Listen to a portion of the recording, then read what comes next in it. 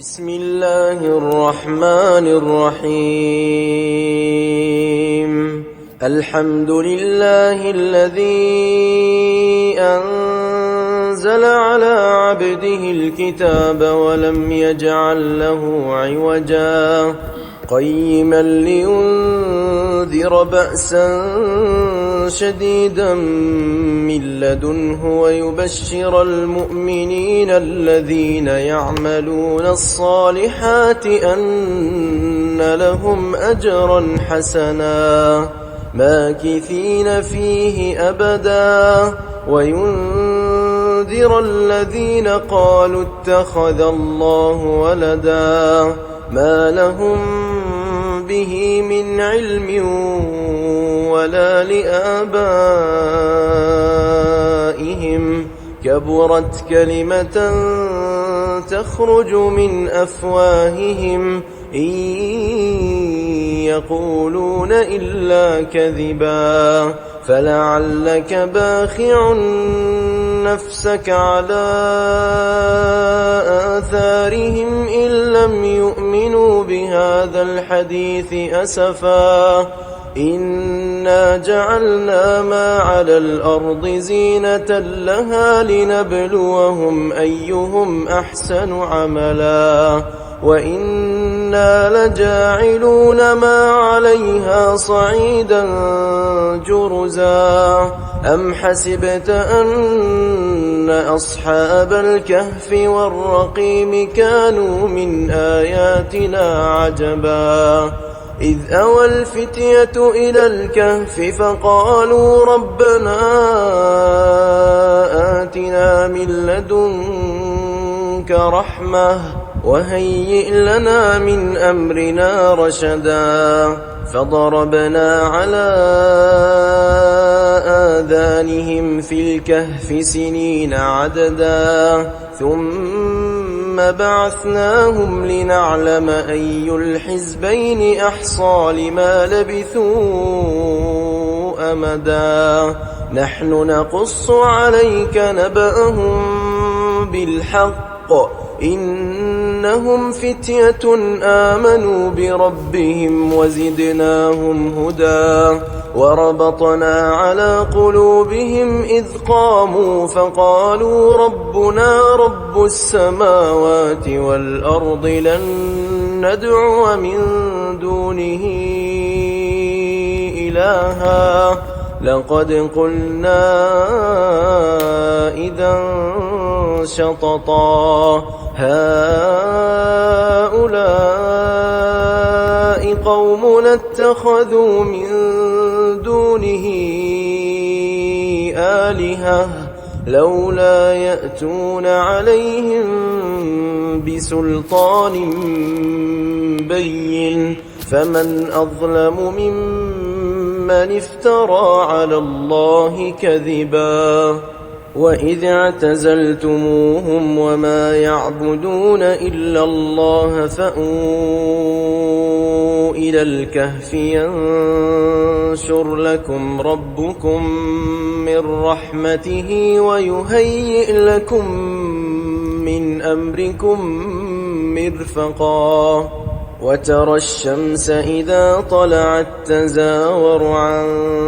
كهفهم ذات اليمين وإذا غربت تقرضهم ذات الشمال وهم في فجوة منه ذلك من آيات الله من يهد الله فهو المهتد ومن يضلل فلن تجد له وليا مرشدا وتحسبهم أيقاظا وهم رقود ونقلبهم ذات اليمين وذات الشمال وكلبهم باسط ذراعيه بالوصيد لو اطلعت عليهم لوليت منهم فرارا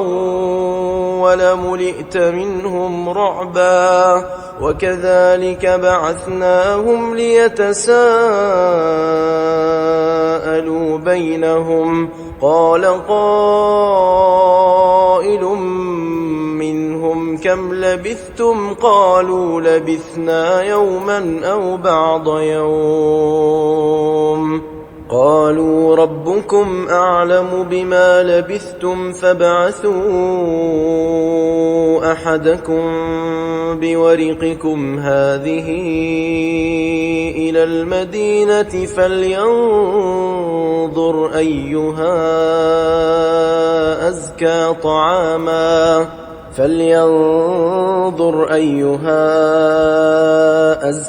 طعاما فليأتكم برزق منه وليتلطف ولا يشعرن بكم أحدا إنهم إن يظهروا عليكم يرجموكم أو يعيدوكم في ملتهم ولن تفلحوا إذا أبدا وكذلك أعثرنا عليهم ليعلموا أن وعد الله حق وأن الساعة لا ريب فيها إذ يتنازعون بينهم أمرهم فقالوا ابنوا عليهم بنيانا ربهم أعلم بهم قال الذين غلبوا على أمرهم لنتخذن عليهم مسجدا سيقولون ثلاثة رابعهم كلبهم ويقولون خمسة سادسهم كلبهم رجما بالغيب ويقولون سبعة وثامنهم كلبهم قل ربي أعلم بعدتهم ما يعلمهم إلا قليل فلا تمار فيهم إلا مراء ظاهرا ولا تستفت فيهم منهم أحدا ولا تقولن لشيء إني فاعل ذلك غدا إلا أن يشاء الله واذكر ربك إذا نسيت وقل عسى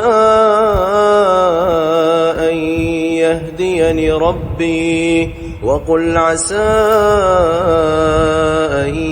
يهديني ربي لأقرب من هذا رشدا ولبثوا في كهفهم 300 سنين وازدادوا 9 قل الله أعلم بما لبثوا له غيب السماوات والأرض أبصر به وأسمع ما لهم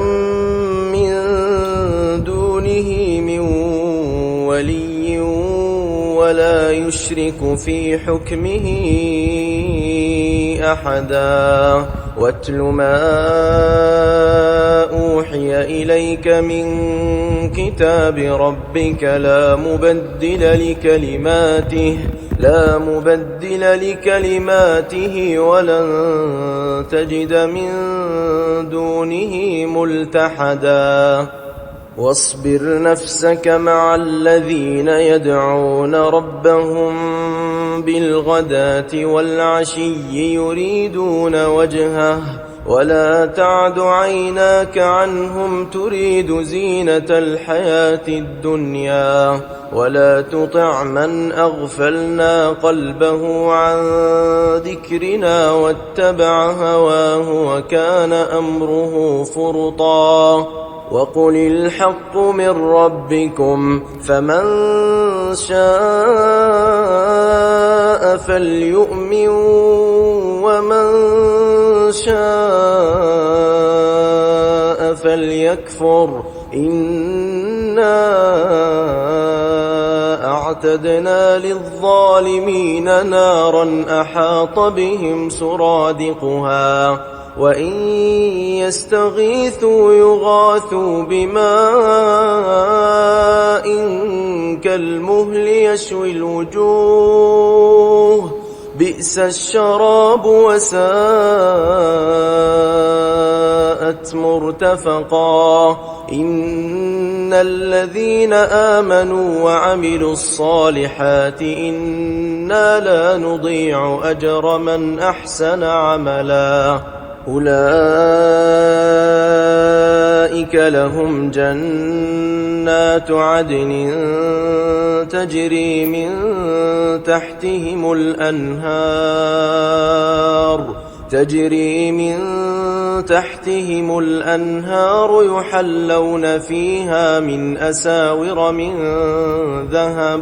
يحلون فيها من أساور من ذهب ويلبسون ثيابا خضرا من سندس واستبرق متكئين فيها على الأرائك نعم الثواب وحسنت مرتفقا واضرب لهم مثل الرجلين جعلنا لأحدهما جنتين من أعناب وحففناهما بنخل وجعلنا بينهما زرعا كلتا الجنتين آتت أكلها ولم تظلم منه شيئا وفجرنا خلالهما نهرا وكان له ثمر فقال لصاحبه وهو يحاوره أنا أكثر منك مالا وأعز نفرا ودخل جنته وهو ظالم لنفسه قال ما أظن أن تبيد هذه أبدا وما أظن الساعة قائمة ولئن رددت إلى ربي لأجدن خيرا منها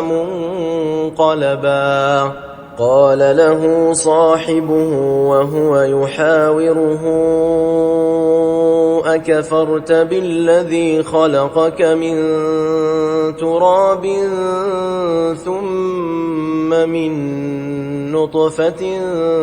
ثم سواك رجلا لكن هو الله ربي ولا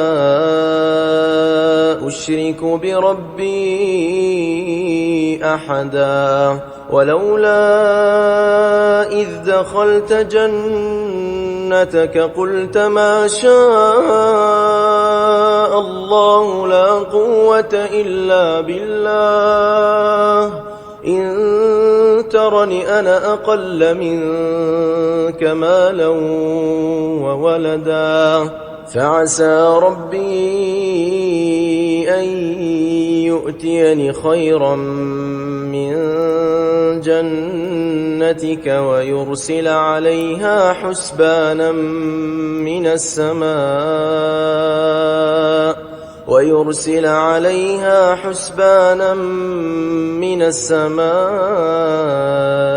فتصبح صعيدا زلقا أو يصبح ماؤها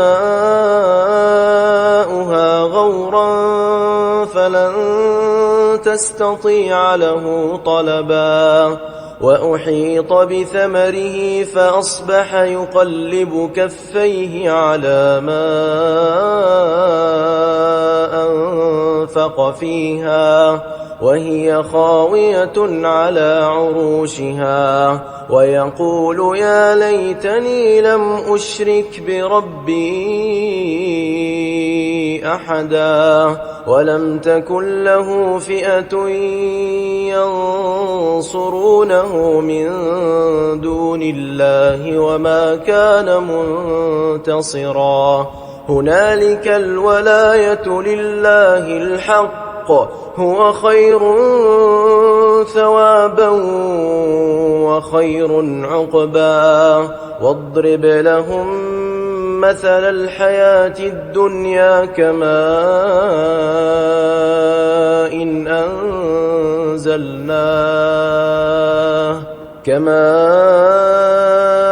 إن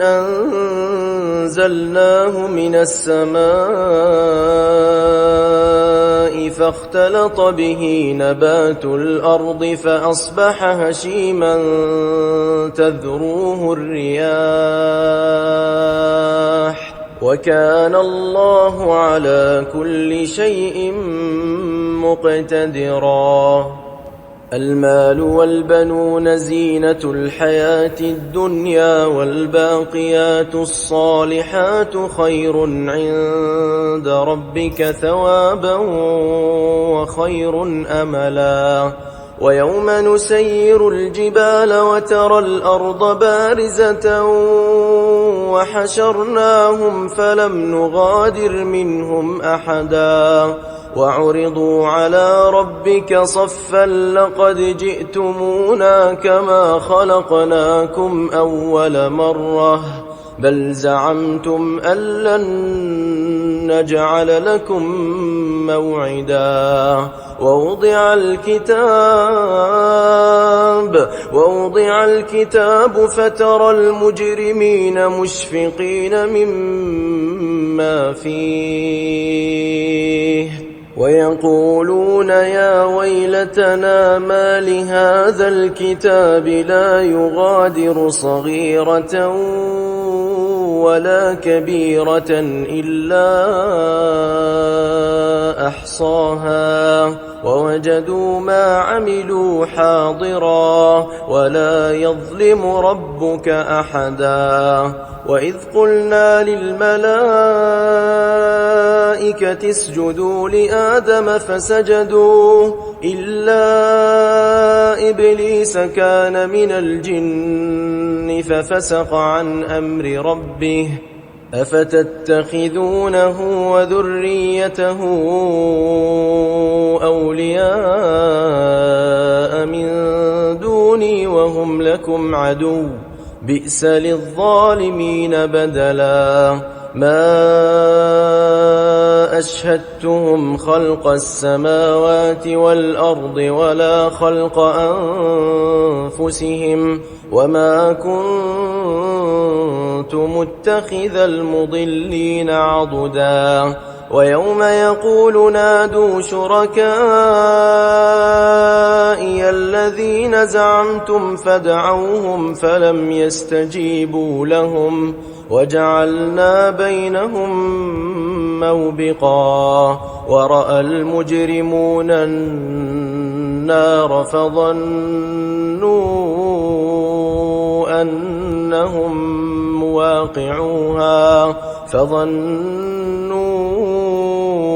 أنهم مواقعوها ولم يجدوا عنها مصرفا ولقد صرفنا في هذا القرآن للناس من كل مثل وكان الإنسان أكثر شيء جدلا وما منع الناس أن يؤمنوا إذ جاءهم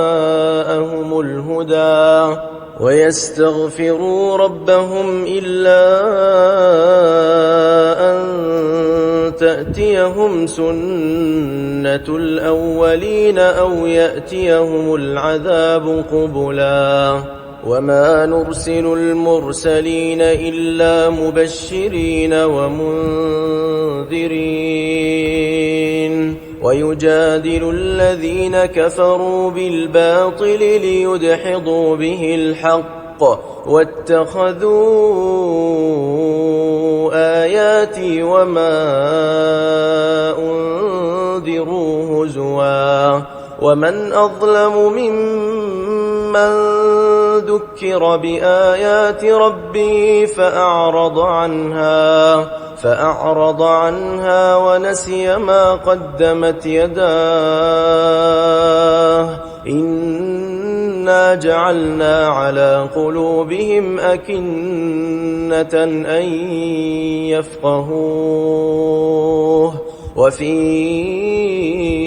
آذانهم وقرا وإن تدعهم إلى الهدى فلن يهتدوا إذن أبدا وربك الغفور ذو الرحمة لو يؤاخذهم بما كسبوا لعجل لهم العذاب بل لهم موعد لن يجدوا من دونه موئلا وتلك القرى أهلكناهم لما ظلموا وجعلنا لمهلكهم موعدا وإذ قال موسى لفتاه لا أبرح حتى أبلغ مجمع البحرين أو أمضي حقبا فلما بلغا مجمع بينهما نسيا حوتهما فاتخذ سبيله في البحر سربا فلما جاوزا قال لفتاه آتنا غداءنا لقد لقينا من سفرنا هذا نصبا قال أرأيت إذ أوينا إلى الصخرة فإني نسيت الحوت وما أنسانيه إلا الشيطان أن أذكره واتخذ سبيله في البحر عجبا قال ذلك ما كنا نبغ فارتدا على آثارهما قصصا فوجدا عبدا من عبادنا آتيناه رحمة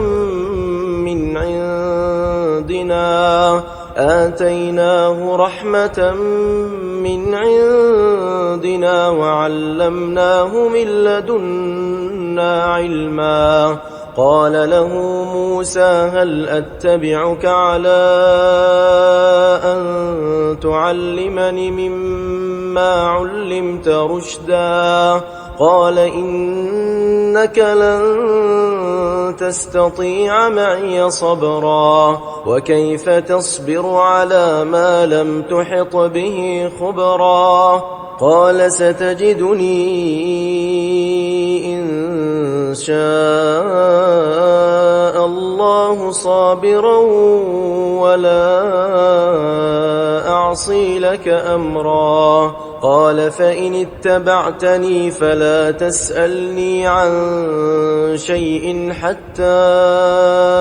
أحدث لك منه ذكرا فانطلقا حتى إذا ركبا في السفينة خرقها قال أخرقتها لتغرق أهلها لقد جئت شيئا إمرا قال ألم أقل إنك لن تستطيع معي صبرا قال لا تؤاخذني بما نسيت ولا ترهقني من أمري عسرا فانطلقا حتى إذا لقيا غلاما فقتله قال أقتلت نفسا زكية بغير نفس لقد جئت شيئا نكرا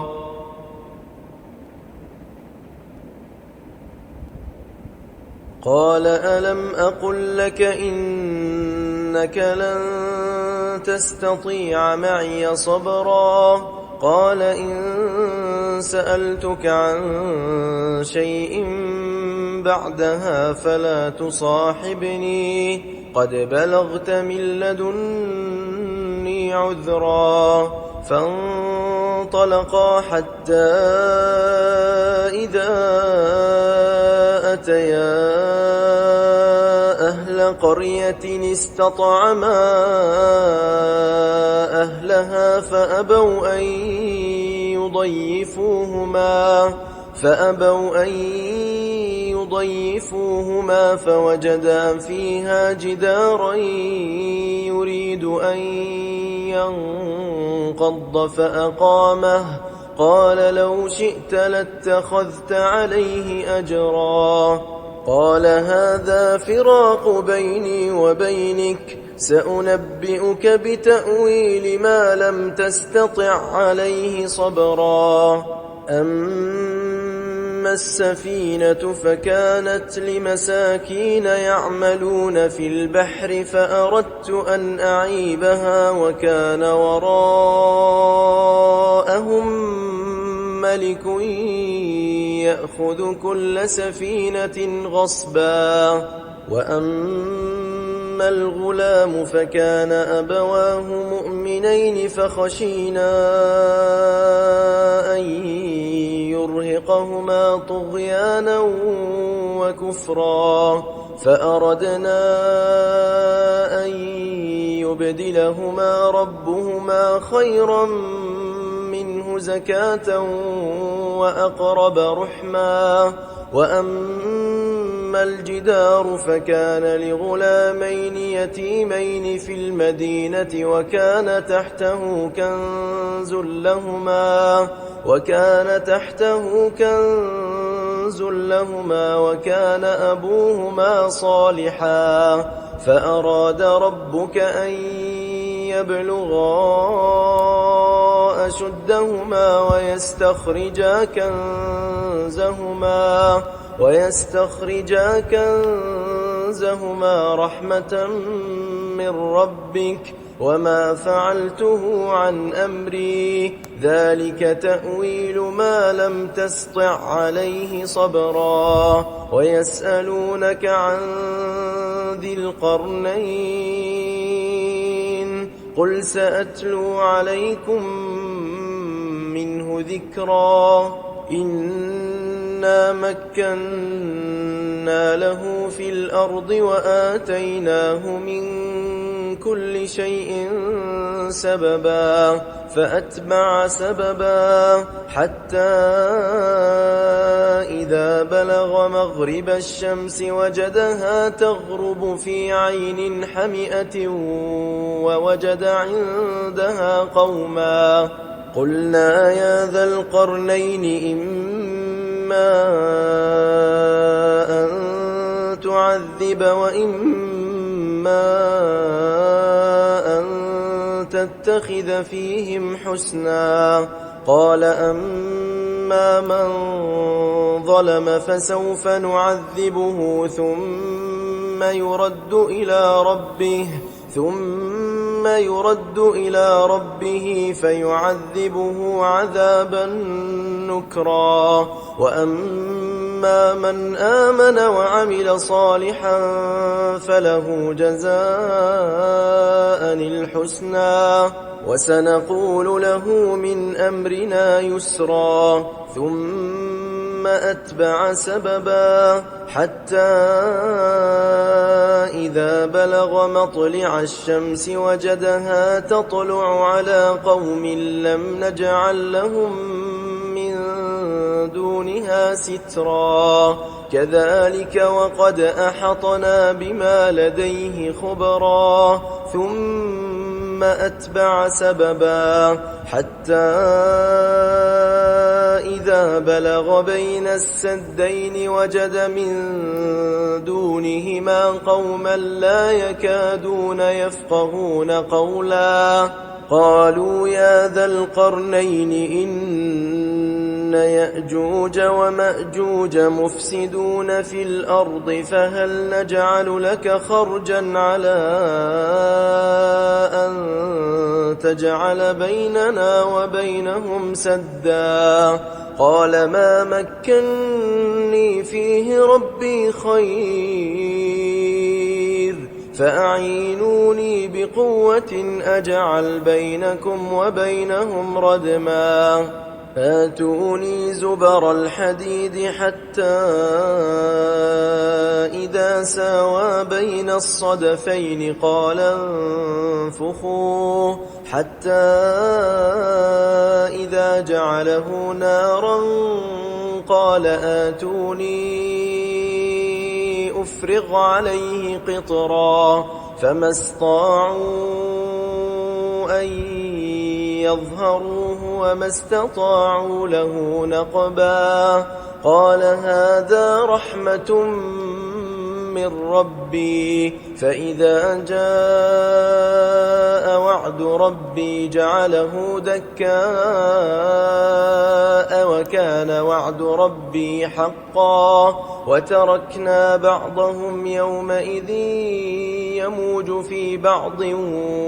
ونفخ في الصور فجمعناهم جمعا وعرضنا جهنم يومئذ للكافرين عرضا الذين كانت أعينهم في غطاء